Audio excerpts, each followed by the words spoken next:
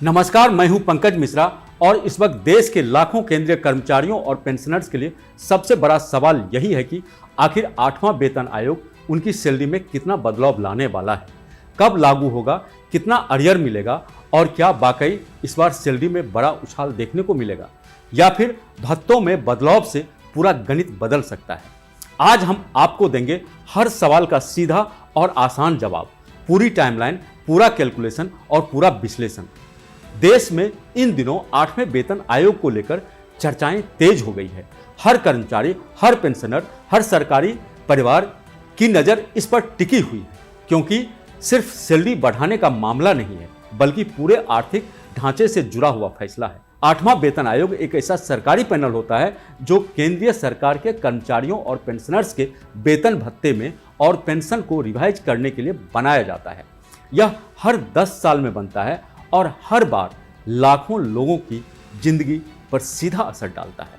इस बार सरकार ने 17 जनवरी 2025 को इसका नोटिफिकेशन जारी किया और इसे 1 जनवरी 2026 से लागू करने का रखा गया।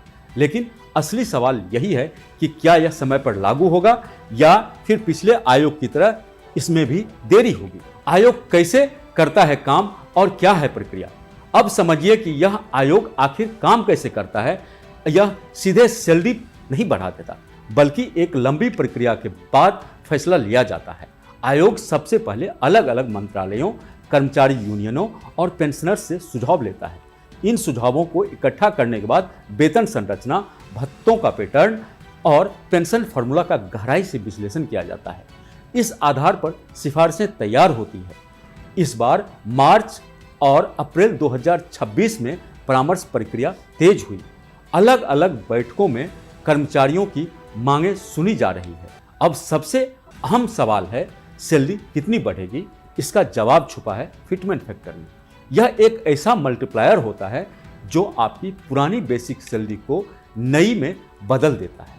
पिछले वेतन आयोग में यह 2.57 था, उससे पहले 1.86 था और इस बार उम्मीद की जा रही है कि यह 2.6 से लेकर 3.25 तक जा सकता है।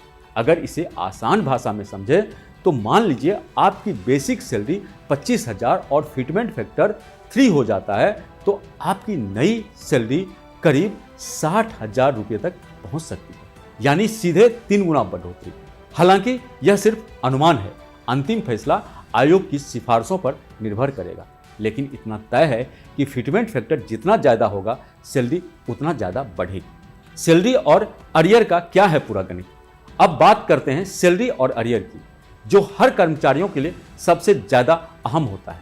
अगर फिटमेंट फैक्टर 2.57 के आसपास रहता है तो सैलरी में करीब 30% तक की बढ़ोतरी हो सकती है। वहीं अगर यह 3 तक जाता है तो वेतन बढ़ोतरी और ज़्यादा हो सकती है। कुछ अनुमानों के मुताबिक सैलरी रेंज 46,000 से 7 लाख रुपये तक जा सकती है। अब बात अरियर की। अगर वेतन आयोग लागू होने में देरी होती है तो कर्मचारियों को अरियर का फायदा भी मिलेगा, यानी जितने महीने की देरी उतने महीने का पैसा एक साथ। निचले स्तर के कर्मचारियों को 3 लाख तक का अरियर मिल सकता है, जबकि मिड लेवल कर्मचारियों को 8 से 10 लाख तक का फायदा हो सकता है।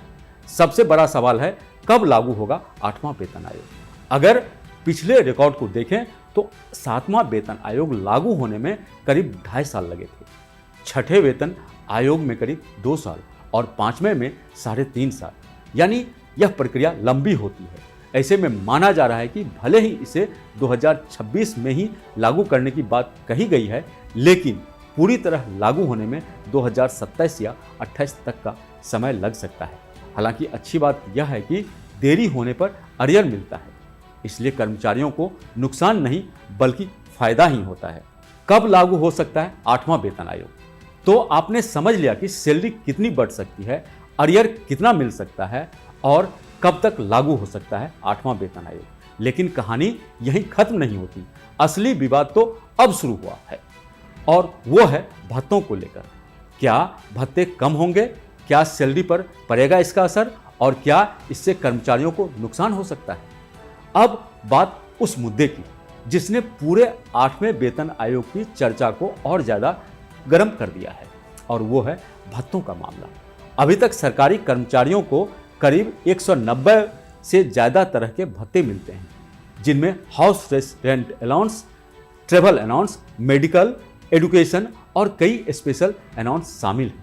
लेकिन अब चर्चा है कि सरकार इसे घटाकर करीब 12 कैटेगरी में लाने की तैयारी कर रही है, यानी छोटे छोटे भत्तों को खत्म करके या मर्ज करके कुछ बड़े अनाउंस बनाए जा सकते हैं।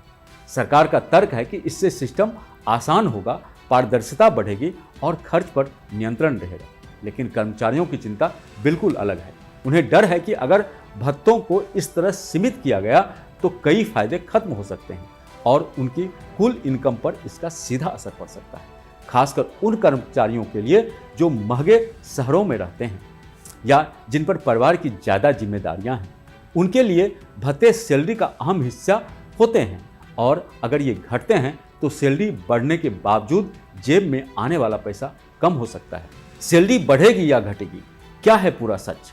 अब सबसे बड़ा सवाल, 8वें वेतन आयोग में बाद क्या सैलरी बढ़ेगी? इसका जवाब इतना सीधा नहीं है, क्योंकि यह पूरी तरह इस बात पर निर्भर करेगा कि भत्तों को किस तरह मर्ज किया जाता है। जानकारों का मानना है कि अगर छोटे छोटे भत्तों को जोड़कर एक बड़ा अलाउंस बनाया जाता है और उसकी कुल वैल्यू पहले जितनी या उससे ज़्यादा रखी जाती है तो कर्मचारियों को कोई खास नुकसान नहीं होगा, बल्कि सिस्टम आसान हो जाएगा। लेकिन अगर मर्ज करने के दौरान कुल रकम कम कर दी गई तो इसका सीधा असर टेक होम सैलरी पर पड़ेगा, यानी बेसिक सैलरी भले ही बढ़ जाए लेकिन हाथ में आने वाला पैसा कम हो सकता है। यही वजह है कि कर्मचारी संगठन लगातार सरकार से साफ फॉर्मूला मांग रहे हैं, ताकि पहले से ही यह साफ हो सके कि उन्हें फायदा होगा या नुकसान। पेंशनर्स के लिए क्या है बड़ा अपडेट? अब बात पेंशनर्स की, जो इस पूरे मुद्दे को लेकर सबसे ज़्यादा चिंतित हैं, क्योंकि उनकी आय का मुख्य जरिया पेंशन ही होता है और पेंशन का कैलकुलेशन बेसिक पर आधारित होता है। अगर फिटमेंट फैक्टर बढ़ता है तो पेंशन भी उसी अनुपात में बढ़ती है। अभी न्यूनतम पेंशन करीब 9,000 रुपये है और उम्मीद की जा रही है कि नए वेतन आयोग के बाद यह बढ़कर 22,000 से 25,000 रुपये तक जा सकती है। लेकिन यहाँ भी एक ट्विस्ट है, अगर भत्तों की संरचना बदलती है और कुछ भत्ते पेंशन कैलकुलेशन में शामिल नहीं किए जाते तो इसका असर पेंशन पर भी पड़ सकता है। यही वजह है कि रिटायरमेंट के करीब पहुंचने वाले कर्मचारी और मौजूदा पेंशनर्स दोनों ही इस मुद्दे पर नज़र बनाए हुए हैं और चाहते हैं कि सरकार पेंशन से जुड़े नियमों को पूरी तरह साफ करे ताकि भविष्य में कोई नुकसान ना हो। अब समझिए इस पूरे मामले में असली टकराव क्या है। एक तरफ सरकार है जो सिस्टम को आसान, पारदर्शी और कंट्रोल में रखना चाहती है। सरकार का कहना है कि इतने ज़्यादा भत्तों का होना सिस्टम को जटिल बना देता है और इसे मैनेज करना मुश्किल होता है। वहीं दूसरी तरफ कर्मचारी संगठन हैं जो अपने आर्थिक हितों को लेकर चिंतित हैं। उनका साफ कहना है कि भत्ते उनकी सैलरी का जरूरी हिस्सा है और इन्हें कम करना सीधा नुकसान होना होगा। यही वजह है कि दोनों पक्षों के बीच लगातार बातचीत चल रही है। आने वाले समय में यह बातचीत और तेज हो सकती है और संभव है कि सरकार कोई ऐसा बीच का रास्ता निकाले जिससे सिस्टम भी आसान हो और कर्मचारियों को भी नुकसान ना हो। आगे क्या होगा और क्यों अहम है आने वाले महीने? अब सवाल है कि आगे क्या होगा। तो फिलहाल 8वां वेतन आयोग परामर्श के दौर में है। अलग अलग बैठकों में सुझाव लिए जा रहे हैं और आने वाले कुछ महीनों में इसकी सिफारिशें सामने आ सकती है। इसके बाद सरकार इन्हें मंजूरी देगी और फिर लागू करने की प्रक्रिया शुरू होगी। यानी आने वाले 6 से 12 महीना बहुत अहम रहने वाले हैं। इसी दौरान यह तय होगा कि फिटमेंट फैक्टर कितना होगा, भत्तों का क्या होगा और कर्मचारियों को कितना फायदा मिलेगा। अगर सरकार पारदर्शी तरीके से फैसले लेती है और कर्मचारियों को भरोसा दिलाने में सफल होती है तो यह बदलाव आसानी से लागू हो सकता है। लेकिन अगर असमंजस बना रहा तो विरोध भी तेज हो सकता है। तो कुल मिलाकर 8वां वेतन आयोग इस बार सिर्फ सैलरी बढ़ाने का मामला नहीं है, बल्कि पूरे वेतन ढांचे में बड़े बदलाव का संकेत है। एक तरफ उम्मीद है कि फिटमेंट फैक्टर बढ़ेगा, सैलरी और पेंशन में इजाफा होगा, अरियर का फायदा मिलेगा।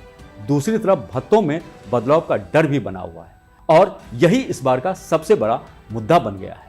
अब नज़र इस बात पर है कि सरकार क्या फॉर्मूला लेकर आती है और क्या ऐसा संतुलन बन पाता है जिससे कर्मचारियों को फायदा मिले और सिस्टम भी आसान हो।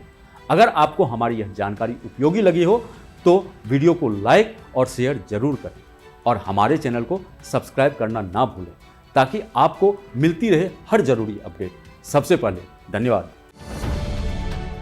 अब से डीडी फ्री डिश की चैनल नंबर 57 पर देखिए न्यूज नेशन।